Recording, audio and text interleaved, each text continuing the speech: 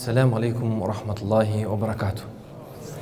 Қымбатты жамағат, қадірлі бауырлар, Аллаға шүкір, міне қазір намазымызды оқып, Аллаға зікірімізді жасадық. Алла тағала құзырында қабыл етсін иншалла. Бүгінгі жалпы тақырыбымыз дінге беріктік, дінге берік болу, дінде тұрақты болу, тура жолда болу. Мұны араб тілінде әл-истиқама деп айтады. Әл-истиқама дегеніміз сол, Алла тағаланың ол екі нәрседен тұрады. Біріншісі Алла тағаланың бұйырған әмірлерін бұлжытпай орындау, және сол иманда берік тұру. Ары-бері ауытқымау. Екіншісі Алла тағаланың тыйым салған нәрселерінен тыйылу, оған қайта бармау. Истиқама дегеніміз жалпы осы. Біз бірінші кезекте не нәрсеге берік болуымыз керек? Иманға берік болуымыз керек. Пайғамбарымыз саллаллаху алейхи ва салламның хадисінде Суфиян ибн Абдилла ас-Сақафи радиаллаху анху сахаба пайғамбарымызға бардым дейді. Сөйтіп пайғамбарымыз саллаллаху алейхи ва салламға барып, «Қульту я Расулаллах, о Алланың елшісі, құлли фил ислами қаулан, сондай бір исламда маған бір сөз айтыңызшы. Сондай бір сөз айтыңызшы. Ла асалу анху ахадан бa'дак. Мен сол сөзді сізден басқа ешкімнен естімейінші дейді. Тек сізден естейінші дейді. Бұндай хадистер өте көп. Яғни сахабалардың сондай махаббаты, сахабалардың пайғамбарымыз саллаллаху алейхи ва салламға деген құрметі, пайғамбарымыз саллаллаху алейхи ва салламға деген сондай сүйіспеншілігі, сондай Расулуллах саллаллаху алейхи ва салламның өзінің аузынан естігенді, өзінен сұрағанды жақсы көретін болған. Мысалы, пайғамбарымыз былай деп айтқан екен дегенді де қабылдайды, бірақ өзінен барып арнайы сұрап, маған сондай бір сөз айтыңызшы, сол сөзді сізден басқа ешкімнен естімейінші, сол сіздің сөзіңізбен мен тұрайыншы, сол сөзіңіз маған ем болсын өмірлік, маған сол жол болсын деген мақсатта сахабалар пайғамбарымыздан сұрайтын болған. Міне сол сияқты Суфиян ибн Абдилла ас-Сақафи радиаллаху анху пайғамбарымызға барып айтады. Мен сол сөзді сізден естейінші дейді, басқа ешкімнен естімейді. Сонда пайғамбарымыз саллаллаху алейхи ва салламның айтқан сөзін қараңыз, екі-ақ нәрсе. Қысқа нұсқа. Екі-ақ нәрсе айтты. Пайғамбарымыз саллаллаху алейхи ва саллям айтты: «Құл аманту биллахи». Аллаға иман келтірдім деп айтты. Фастақим. Екінші, тура жолда бол, дұрыс бол, сол жолда берік бол деді. Болды. Екі-ақ нәрсе айтты. Құл аманту биллахи. Аллаға иман келтірдім деп айтты деді. Аллаға иман келтіру бұл үлкен бақыт. Және иман ол Алланың беретін нығметі. Ал енді бұл жерде Аллаға иман келтірдім деп айт дегеннен кейін пайғамбарымыз саллаллаху алейхи ва саллям айтып жатқаны, иман келтіресің бе? Адам секілді иман келтір деген сөз. Иман келтіресің бе? Мұсылман секілді иман келтір деген сөз. Болды. Бірақ нәрсе айтты. Біз айтамыз, иман шарттары не деп айтамыз? Аманту биллахи ва малаикатихи ва кутубихи ва русулихи. Біз жаттадық қой солай. Иман шарттары қанша десе жетеу дейміз. Аллаға иман келтірдік, пайғамбарға иман келтірдік, кітаптарына иман келтірдік. Бірақ соның басында не тұрады? Аманту биллахи. Мен Аллаға иман келтірдім. Болды. Аллаға иман келтіргеннен кейін, сол Алланы жалғыз деп танығаннан кейін болды. Сен сол Аллаға иман келтіргеннен кейін, иманыңа еш нәрсені серік қоспа деп тұр, болды. Иманыңа еш нәрсені жолдас етпе. Дүниені жолдас етпе. Ақшаны жолдас етпе. Қатынды жолдас етпе. Болды, сен иман келтірдім, Аллаға иман келтірдім, бітті, болды. Сол иманыңа еш нәрсені серік қоспа деген сөз. Міне пайғамбарымыз саллаллаху алейхи ва саллям ол кісіге не деді? Осындай бір өсиет айтты. Ол екі-ақ нәрседен тұрды. Сондықтан біз не істеуіміз керек? Ең бірінші біздің байлығымыз сол, біздің иманымыз болу керек. Біздің ең үлкен байлығымыз ол иманымыз болу керек. Одан басқа бізде байлық жоқ. Мұсылмандардың бақыты сол болу керек. Сондықтан Алла тағала қасиетті Құранда айтады: Бисмиллахир-рахманир-рахим. Юсаббитуллаху аллазина аману бил қаули сабит. Сондай иман келтіргендердің, қандай иман келтіргендер? Олар иман келтіргеннен кейін сол сөзінде тұрады, бітті. Ол сөзінде ауытқу жасамайды. Сондай иман келтіргендердің Алла тағала фил хаяти дуня ва фил ахира, дүниеде де, дүние тіршілігінде де, ахиретте де Алла тағала сол иман келтіргендердің иманын мықты сөзбен Алла тағала бекітіп қояды дейді. Болды. Бірақ ол үшін біз не істеуіміз керек? Сол иманымызда мықты болуымыз керек. Егер мықты болсақ, Алла сол иманымызды мықты қылып қояды, берік қылып қояды. Егер біз иманымызды әлсіз болсақ, онда Алла сақтасын, біз соңғы сапарымызда, соңғы ақтық деймізде қалай дүние саламыз, біз білмейміз. Сондықтан біз не істеуіміз керек? Иманымызға шүкір етуіміз керек. Иманды біз жүректен шығарып алмауымыз керек. Қалайша? Біз біріншіден Аллаға шүкір етуіміз керек, бізге иман берген үшін. Екіншіден, біз мұсылмандарға ешқашан жамандық, зәбір жасамауымыз керек. Үшіншіден, біздің ешқайсымыздың кепілдігіміз жоқ, мен осы иманмен өлем деген. Сондықтан әрқашан біз Алладан дұға сұрауымыз керек. Артымды қайырет, иман мен жанымды ал деген секілді. Әйтпесе біз білмейміз. Қалай жан тапсырамыз, қандай иманмен кетеміз, қалай дүние саламыз, оны Құдай тағаланың жазғаны болады. Біз сол үшін иманымызда берік болуымыз керек. Сондықтан Құдай тағала тағы Құран аятында айтады: Бисмиллахир-рахманир-рахим. Алладина аману ва лам ялбису иманахум бизулмин. Сондай иман келтіргендер бар. Олар имандарын, сенімдерін зұлымдықпен, жәбірлікпен, жамандықпен былғамайды дейді. Улаика лахумул амну ва хум мухтадун. Міне солар нағыз сенімділік бар. Олар ешқашан тура жолдан адаспайды, яғни тура жолда, әрдайым тура жолда болады. Яғни біз иманымызды зұлымдықпен, жамандықпен, басқа нәрсемен айыры бастамайтын болсақ, иманымызда берік тұратын болсақ, онда иншалла сол иманымыз бізді тура жолға алып барады. Дүниеде, ақыретімізде сол бізді өзіміздің мақсатымызға жеткізеді ағайындар. Сондықтан пайғамбарымыз саллаллаху алейхи уассалам айтты, жаңағы Суфиян ибн Абдилла ас-Сақафиға: "Құл аманту биллахи." Болды. Оған мынаны жаса, мынаны бүйт, мынаны сүйт деп ешқандай өсиет айтқан жоқ. "Құл аманту биллахи." Адам секілді Аллаға иман келтір деді, болды. Ал енді иманымыз қалай болады? Иманымызды қалай ұстап тұрамыз? Иманның ең үлкен тірегі бар.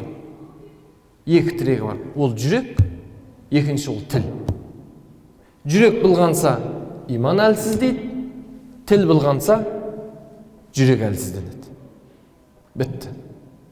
Сол үшін пайғамбарымыз саллаллаху алейхи уассалам хадисінде айтады: "Ан Анас ибн Малик радияллаху анху, қала Расулуллах саллаллаху алейхи уассалам: ла ястақиму иману абдин хатта ястақима қалбуху." Пенденің жүрегі түзу болмай, иманы түзу болмайды дейді. Жүрегі түзу болмай, иманы түзу болмайды дейді. وَلَا يَسْتَقِيمُ قَلْبُهُ حَتَّى يَسْتَقِيمَ لِسَانُهُ. Ал енді тілі дұрыс болмай, оның жүрегі дұрыс болмайды дейді. وَلَا يَدْخُلُ رَجُلٌ الْجَنَّةَ لَا يَأْمَنُ جَارُهُ بِوَوَاقِهِ. Яғни ер кісі, жалпы адам баласы жәннатқа кіре алмайды дейді. Қай уақытта? Пайғамбар саллаллаху алейхи ва саллям қосымша хадисін сонда айтып кетеді. Яғни бір мұсылманның көршісі сол кісіден сенімді болса, амандықта отырса, демек ол мұсылманға жәннатқа кіруге мүмкіндік бар деген сөз. Егер де бір мұсылманның көршісі ол мұсылманнан жәбір көріп жатса, мұсылман оған қиындық туғызатын болса, онда ондай адам жәннатқа кіре алмайды дейді. Бұл сол хадисін соңында келтіреді. Бұл жерде айтпағымыз не? пайғамбарымыз саллаллаху алейхи айтқаны, яғни біздің иманымыз қай уақытта дұрыс болады? Жүрегіміз дұрыс болған кезде иманымыз дұрыс болады. Ал енді тіліміз дұрыс болса, жүрегіміз дұрыс болады деген сөз. Сондықтан біз не істеуіміз керек ағайындар? Осы екі нәрсеге мән беруіміз керек. Жүрек. Бұл жүрек, басқа жүректің басқа ағзалардың бәрі жүректің әскерлері. Бітті. Жүрек мықты болу керек. Жүрек сол иманмен мықты болу керек. Сондықтан пайғамбарымыз саллаллаху алейхи жүрекке қатысты да хадистер бар. Ала инна фил жасади мудға. Біліп қойыңдар, адамның тәннің бойында бір бөлшек ет бар деді. Иза салахат салахал жасаду куллу. Егер ол дұрыс болса, ол барлық дене дұрыс болады деді. Ва иза фасадат фасадал жасаду куллуху. Егер тән бұзылса, жаңағы бір бөлшек етте, онда бүкіл тәніңіз бұзылып кетеді деді. Ала вахиял қалып. Біліп қойыңыздар, ол сіздердің жүректеріңіз деді. Сондықтан иншалла біз не істейміз? Жүрегімізге абай боламыз. Жүрегімізге дақ түсірмеуіміз керек.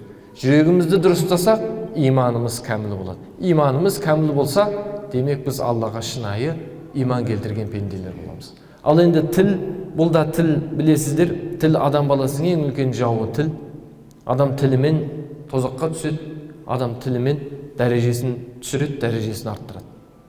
Оны естіп жүрсіздер, біліп жүрсіздер. Пайғамбарымыз саллаллаху алейхи вассалам хадисінде айтады, таңертең адам баласы ұйқыдан оянғанда, қараңыз, ең бірінші таңертең сіз ұйқыдан оянғанда, оның дене бөліктері тілге жалынышты түрде былай деп айтады. Бүкіл ағзалар тілге айтады: ей тіл, сен біз үшін Алладан қорық дейді. Өйткені біз саған тәуелдіміз. Болды. Егер сен тура болсаң, онда біз тура боламыз. Егер сен қисайсаң, онда біз де қисайып кеттік, адастық деген сөз. Сондықтан иншалла жамағат біз не нәрсеге мән беруіміз керек? Жүрегімізге және тілімізге. Бұл пайғамбарымыз саллаллаху айтқан Аллаға иман келтірудегі ең бірінші айтқан өсиеті не болды? Аллаға шынайы түрде иман келтір. Екіншісі пайғамбарымыз саллаллаху алейхи вассалам хадисінде айтты: фастақим деді. Құл аманту биллахи фастақим. Аллаға иман келтірдім деп айт, және тура жолда бол. Дұрыстықта бол. Тура жолда болсақ не болады? Тура жолда болсақ, Құдай Тағала бізді сүйіншілейді. Немен сүйіншілейді, білесіздер ме? Не нәрсемен сүйіншілейді? Жоқ. Не нәрсемен сүйіншілейді? Алла Тағала Құранында айтады, сипаттайды. Алланың ізгі құлдарын сипаттайды. Иншалла сол ізгі құлдардан болды нәсіп етсін Алла, иншалла. Құранда айтады, бисмиллахир-рахманир-рахим, инналлазина қалу раббуналлах. Біздің Раббымыз Алла деп айтқандар бар ғой дейді. Соларға фуммастақаму. Екі шарт. Бірінші, Раббымыз Алла деп айтатындар. Екінші, сол жолда берік болғандар. Тура жолда болғандар. Сода табанды болғандар. Олар үшін не болады дейді Алла Тағала Құранда? Тәтәнәззәлу алейхимул мәләика. Оларға арнайы періште түсіріп қояды дейді. Арнайы періште түсіріп қояды. Не істейді ол періштелер? Алла тахафу ва ла тахзану ва абширу бил джаннати аллати кунтум туадун.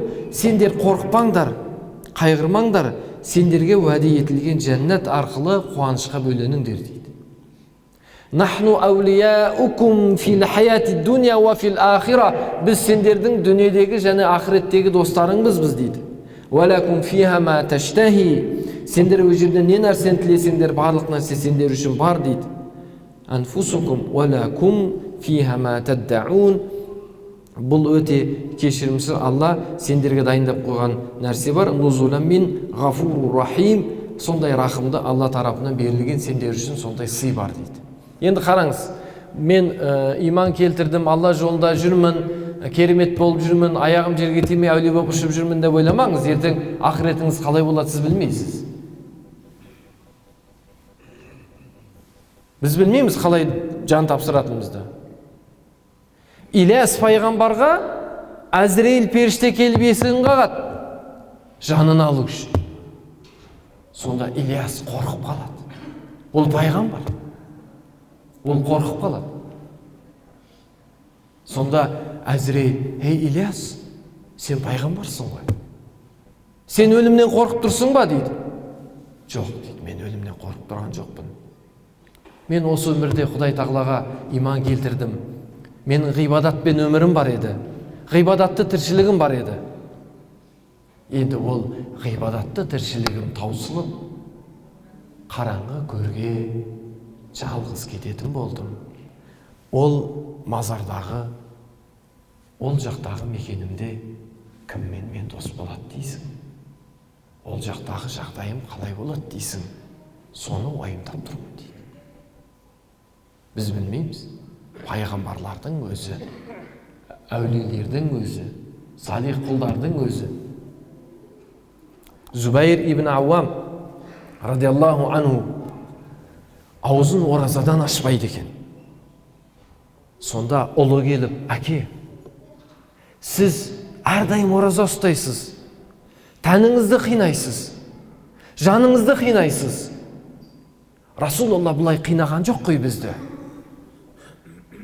Аузыңызды ашсаңыз, кішкене өзіңізге әл-қуат жинасаңыз» деген уақытында: «Ей ұлым, мен Расулалла саллаллаху алейхи уассаламның кімде-кім аузы оразалы болып, оразалы күйде жан тапсыратын болса, оған міндетті түрде жәннат уәжіп болады деген естіп едім. Мен қалай аузымды ашып, Әзірейіл есігімді қаққанда оразасыз қалай кетем?» дейді. Көрдіңіз бе? Сахабалар иманның үстінде қалай тұрды. Осман радиаллаху анху халифа, ол да ораза ұстайтын болған. Әрдайым Құран тилауат қылатын болған. Әрдайым Құран хатым оқып отырады екен. Оған да келіп айтады: «Я халифа, сіз әрдайым ораза ұстайсыз, Құран тилауат қылып отырасыз. Бір пас кішкене тынықсаңыз». «Жоқ», дейді, «мен кеше түс көрдім. Түсінде Хазіреті Расулалла саллаллаху алейхи вассаламды көрдім, Хазіреті Әбу Бәкірді көрдім, Хазіреті Омарды көрдім. Мені ауыз ашарға шақырып еді олар», дейді. «Мен сол үшін бүгін ораза ұстадым. Маған Құранымда келші, Раббыммен сөйлесейінші» деп Құранын алып отырғанда, харижиттер келіп оны артынан келіп өлтіреді. Көрдіңіз бе, оның жан тапсыру қаупі болды.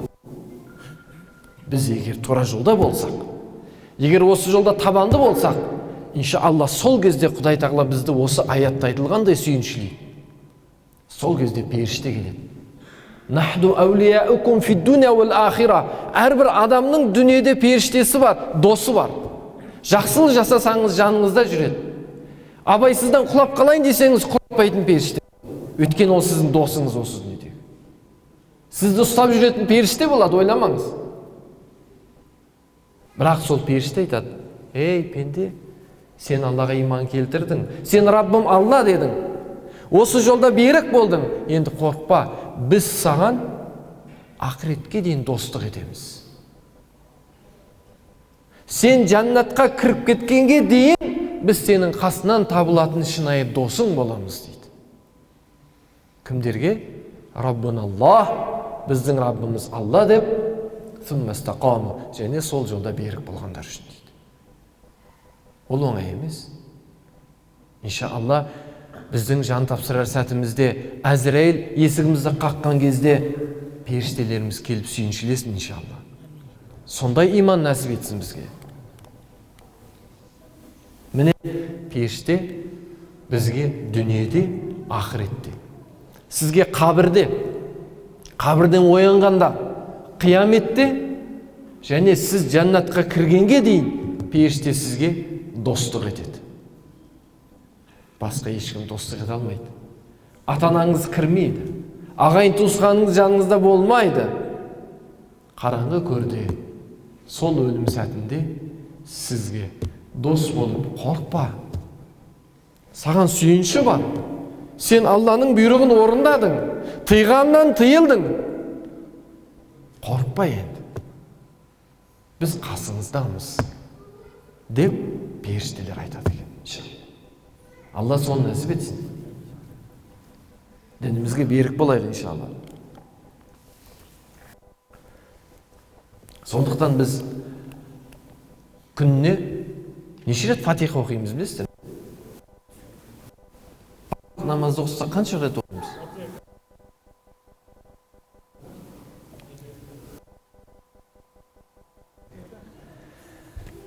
Біз бәрін оқысақ 40 болады екен. Нәпілді қоссақ тағы да көбейте береміз. Имамсыз өзіміз оқысақ та, имаммен оқысақ енді бізде естейміз алдыңғы жаңа имамға ұйыған кезде біз фатиханы оқымаймыз ғой. Жалпы айтайын деген, біз күнде намазда тұрғанда ихдина сиратал мустақим. Ей Раббым, маған тура жолды нәсіп ет дейміз. Күнде. Өйткені біз тура жолдан былай-былай ауытып кетуіміз мүмкін. Тура жолдан былай-былай кетіп қалуымыз да мүмкін. Сондықтан Алла Тағала бізге өзінен қалай дұға сұрау керек екен Құр'анда үйретіп қойды. Ихдина сиратал мустақим. Я Раббым, бізге тура жол нәсіп ет. Сол тура жолында берік қыл. Тура жолынан айырма. Тура жолының үстінде қыл. Деп біз күнде не істейміз? Алладан сұраймыз. Сондықтан мустақим, истиқама бұл Алланың тура жолында болу, Алланың тура жолында берік болу. Бұл ең басты мәселе осында. Сода ұстай білу, табанды болу. Иншалла біз сол үшін Алланың тура жолынан ауытқымамыз керек. Истиқама жайында Хазірет Омар да айтады. Истиқама, сен иман келтіріп, Алланың жолына түстің бе? Болды. Бір жолда бол дейді. Ана түлкі сияқты құйрығын бұлаңдатып, бұлай-бұлай бұлаң құйратып жаңа ойнатқан секілді болма дейді. Пайғамбарымыз саллаллаху алейхи вассалам мына аятты Алла Тағала аят түсірген кезде «Ва анна хада сирати мустақима фаттаби'уху ва ла таттаби'у субула». Әртүрлі жолға түспеңдер, мынау менің тура жолым, осыда болыңдар деген аят түскен кезде Пайғамбарымыз саллаллаху алейхи вассалам осылай ұзына бойы қолына бір таяқ алып сызық сызды дейді. Ұзына бойы бір сызық сызды да, оның қасына кішкентай етіп сызықтар сызды, жол қылды дейді. Сөйтіп сахабалар жинап түсіндірді дейді. Мынау тура жол осы. Мынау әртүрлі жол сен алдынан шығады. Бірақ осыған түсіп кетуден сақ болыңдар, біздің жолымыз осы деп ұзына бой сызық көрсетті дейді. Сондықтан Алла Тағала Құр'анда бізге «Ва анна хада сирати мустақима» менің тура жолым осы. «Фаттаби'уху» оған еріңдер, «Ва ла таттаби'у субула» әртүрлі жолға еріп түсіп кетпеңдер деді. Иншалла біз әртүрлі жолға түсіп кетпейік. Бізді тәкаппарлықтан сақтасын, менмендіктен сақтасын. Ой, мен осы жолда түстім, болды, ешкімнің гарантиясы жоқ. Бұл жаңағыдай мен атамнан қалған қазына осы жолмен өліп кетем деген нәрсе жоқ. Біз дұға жасауымыз керек. Сондықтан Пайғамбарымыз саллаллаху алейхи вассалам не деді? Тауаффана муслимина ва алхиқна бис салихин. Ей Раббым, бізді мұсылман қылып, жанымызды алып, мұсылман қылып өлтірші бізді деді. Мұсылман болып жан тапсыруымызды нәсіп етші деді. Ва алхиқна бис салихин, ертең о дүниеге барғанда сондай ізгілермен бірге болуды нәсіп етші деді. Біз осылай дұға жасауымыз керек. Тауаффана муслимина ва алхиқна бис салихин. Я Раббым, мені сол жан тапсырар сәтімде мұсылман болып өлімді нәсіп етті. Иншалла біздің осы жаңағы хадисіміздегі айтайын деп жатқан Пайғамбар саллаллаху алейхи нәрсесі екеуі еді. Аманту билля, Алла иман келтірдім деп айт, фастақим, және сол тура жолда бол деді. Білесіздер ме, пайғамбарымыз саллаллаху алейхи уассалам қанша жәбір көрді, қанша қиыншылық көрді, қанша азап көрді, азап шекті. Көзі тірісінде перзенттерінен айырылды. Ол перзенттерінен айырылды. Ухудта қандай қиындықтарға душар болды. Бірақ Расулулла саллаллаху алейхи уассаламның ол кездері шашы ағармаған еді. Пайғамбарымыз саллаллаху алейхи уассаламның шашы өте ағарып кетеді. Соны сахабалар барып сұрайды. Қай уақытта ағарады? Алла тағаладан мына аят түскен кезде ағарады. Алла тағала пайғамбарымыз саллаллаху алейхи айтады: «Фастақим кама умирт». Саған бұйырылғанындай тура жолда бол дейді.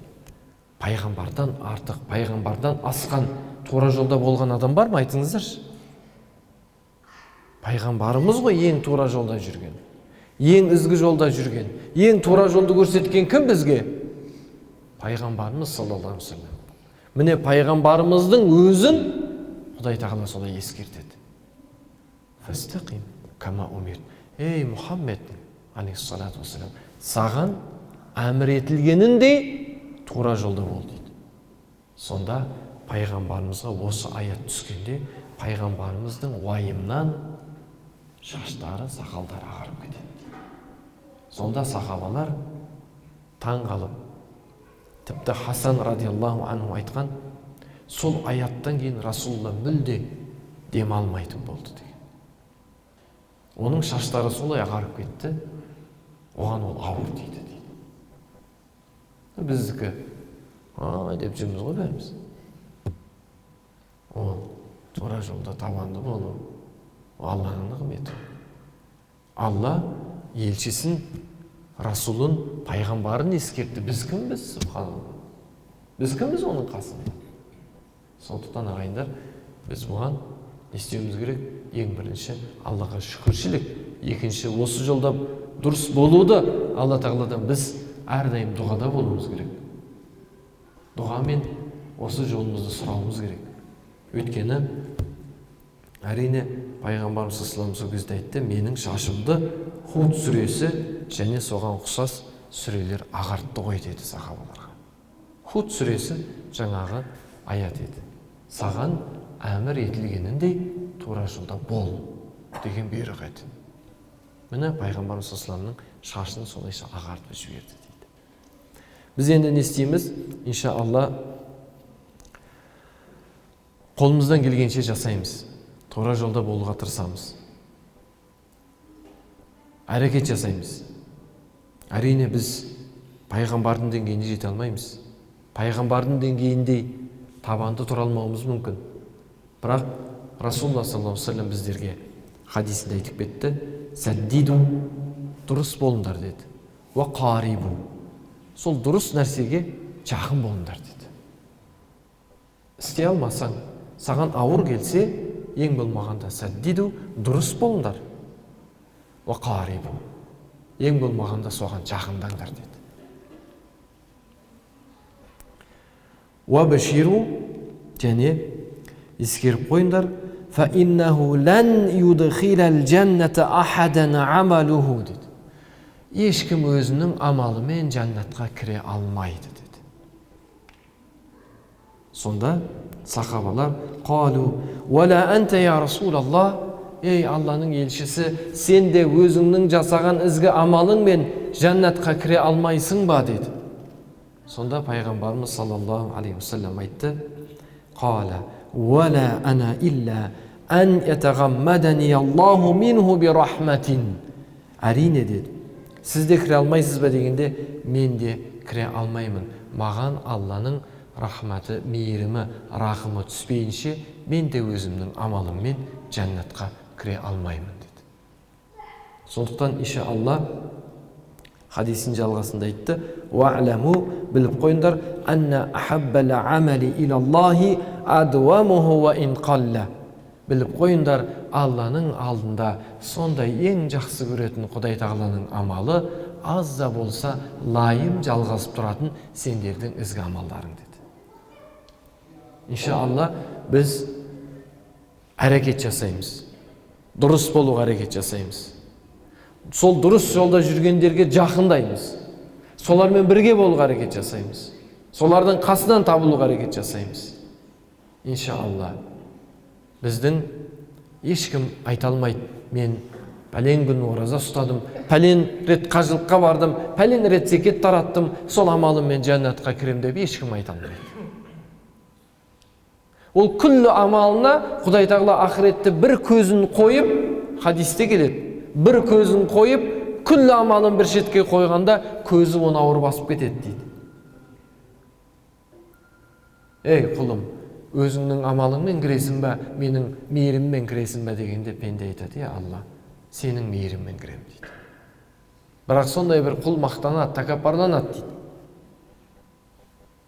Сондықтан ағайындар, құрметті жамағат, иншалла, пайғамбарымыз саллаллаху алейхи уассалам өсиетінде айтқандай, біз Аллаға иман келтірдік деп айтқаннан кейін, адам секілді иман келтіріп, сол иманымызда берік болуымыз керек. Иманымызда ауытқымауымыз керек. Екінші, сол тура жолда табанды болуымыз керек, бекем болуымыз керек, дінімізге берік болуымыз керек, иншалла. Біз берік болсақ, біздің ұрпақтарымыз берік болады. Біздің ұрпақтарымыздан салихалы ізгі ұрпақтар келеді, иншалла. Бәлкім бүгінгі біздің отырысымыз бұл бабаларымыздың дұғасы шығар, біз білмейміз. Бабаларымыз айтқан шығар, ей Алла, ұрпағымнан сондай бір салихалы, тақуа жандарды келтіре көр деп дұға жасаған шығар. Біз соның жемісі шығармыз, білмейміз. Сондықтан біз иншалла не істеуіміз керек? Алланың дініне берік болуымыз керек. Дінімізге берік болсақ, иншалла Раббымыз дүние ақыретіміздің қайырын, жақсылығын береді. Иншалла бүгінгі мынау отырған отырысымыз, бүгінгі жиналған дәрісіміз Алланың құзырында сауабы еселіне жазылған дәрістерден болуын нәсіп етсін. Алла тағала баршаңыздың қадамдарыңызға сауаптан жазсын, дүниелеріңізді жарық қылсын, ақыреттеріңізді жарық қылсын, жүзімізді Алла қызартпасын, Алла жүзімізді қарайтпасын, Алла дүниеде ақыретте бізді абыройлы ізгі құлдардан қылсын, иншалла. Алла разы болсын баршаңызға, Алла дінімізді берік қылсын, иншалла. Ва ахиру дa'вана алхамдулиллахи раббил аламин. Аллахумма раббана иghfir лана ва ли ихванина аллазина сабақуна бил иман.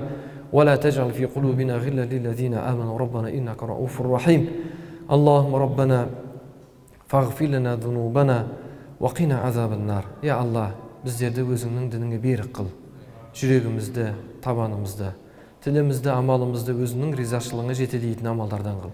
Аллахым, біздердің кем қателіктерімізді мағфират ет, біздерді, біздің ұрпақтарымызды өзің жамандықтан қорға. Аллахым, біздер өзің разы болған ізгі құлдарынан ет. Біздердің дүниеде, ақыретте жүзіміз жарық қыл. Ардақты пайғамбарымыз саллаллаху алейхи вассаламның құзырына жүзіміз жарқын бейнеде ұялмай баратын үмбеттерінен қыл. Ва саллаллахумма ta'ala khayri khalqi Muhammadin wa ala alihi wa ashabi ajma'in. Amin. Allahu